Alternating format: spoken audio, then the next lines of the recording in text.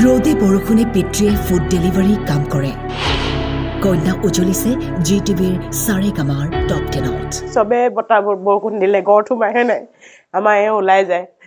2 টকামান বেছি পাবলৈ কাৰণে জনপ্ৰিয় ৰিয়েলিটি শ্ব' সাৰেগামাৰ টপ 10ত অসম কন্যা বিদিশা বাপেকৰ কাৰণে মানে বহুত চিন্তা কৰে মানে যে দেতাক মই এদিন এনেকুৱা হ'ম ইমান ডাঙৰ মানুহ হ'ম যে দেতাই এনেকুৱা কাম কৰিব নালাগে মানে দুলিয়াজানৰ কন্যা বিদিশা হাতীমৰীয়াই GTVৰ জনপ্ৰিয় ৰিয়েলিটি শ্ব' সাৰেগামাৰ টপ 10 ৰাউণ্ডত প্ৰৱেশ কৰিছে এই অনুষ্ঠান চলি থকাৰ মাজতে বিদিশা 10ম শ্ৰেণীৰ প্ৰি বৰ্ড পৰীক্ষা দিবলৈ মুম্বাইৰ পৰা আহি দুলিয়াজানত উপস্থিত হৈছেহি এতিয়া আমাৰ টপ 10 চলি আছে আৰু মই এতিয়া তাত যিমানখিনি শ্বুটিং আছিলে মই কৰি আহিছোঁ জানুৱাৰীলৈকে আৰু এতিয়ালৈকে ফিনালেও নাই হোৱা শ্ব'টো টেলিকাষ্ট অকণমান দেৰিকৈ হৈছে বিদিশাৰ পিতৃয়ে ৰ'দ বৰষুণকো নেওচি ফুড ডেলিভাৰী বয়ৰ কাম কৰি পৰিয়াল পোহপাল দি আহিছে বিদিশাৰ এই সাংস্কৃতিক যাত্ৰাত অৰ্থৰ অভাৱ নহবলৈ পিতৃয়ে দিন ৰাতি একাকাৰ কৰি অৰ্থ উপাৰ্জনত মনোনিৱেশ কৰিছে মানে বেটিয়ে মোতকৈ বেছি তাই কাৰণে একচুৱেলি বাপেকৰ কাৰণে মানে বহুত চিন্তা কৰে মানে যে দেতাক মই এদিন এনেকুৱা হ'ম ইমান ডাঙৰ মানুহ হ'ম যে দেতাই এনেকুৱা কাম কৰিব নালাগে মানে কন্যা গৃহ চহৰত উপস্থিত হোৱাৰ পিছতেই এক উখল মাখল পৰিৱেশ বিৰাজ কৰে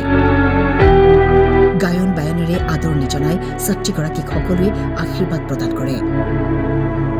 হাজাৰ কষ্ট হলেও বিদিশাক আগুৱাই লৈ যাবলৈ পিতৃ মাতৃয়ে কষ্ট কৰিছে এনেকুৱা লাগে মানে কেতিয়াবা আমি দুজনে ইমান কষ্ট কৰিছোঁ কোনোবা দিনা ছোৱালীজনীৰ যিটো প্ৰতিভা আছে আমি কোনোবা দিনা আগবঢ়াই নিব পাৰিমনে বুলি সদায় দুজনে কথা পাতোঁ মানে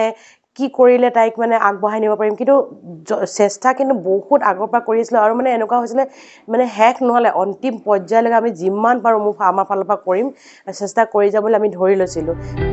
বিদিশাৰো আশা এদিন ডাঙৰ মানুহ হৈ পিতৃক এই কষ্টৰ পৰা সকাহ দিব লগতে দুলিয়াজানলৈ গৌৰৱ কঢ়িয়াই আনিব মই ভবা নাছিলোঁ একচুৱেলি ইমান দূৰ যাম বুলি সাৰেগামাত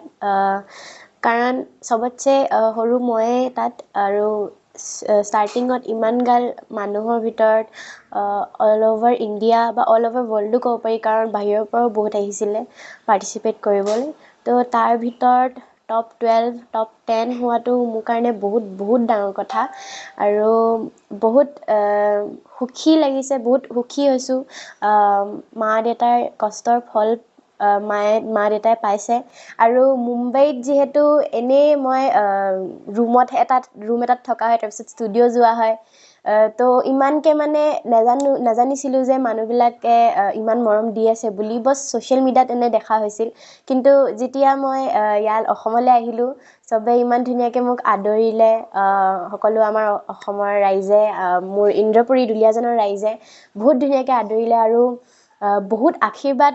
তেওঁলোকৰ লাগিলে চাগে সেইটো বাবে মই ইমান দূৰ পাইছোঁহি আৰু মই সকলোকে অন্তৰৰ পৰা ধন্যবাদ জ্ঞাপন কৰিছোঁ 27 তাৰিখৰ পৰা প্ৰি বৰ্ড আছে মেট্ৰিক দিব যিহেতু তাই সেইটো কাৰণে কেইদিনমান আমি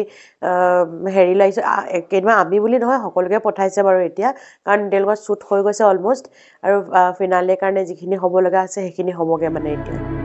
ব্যুৰো ৰিপৰ্ট টাইম 8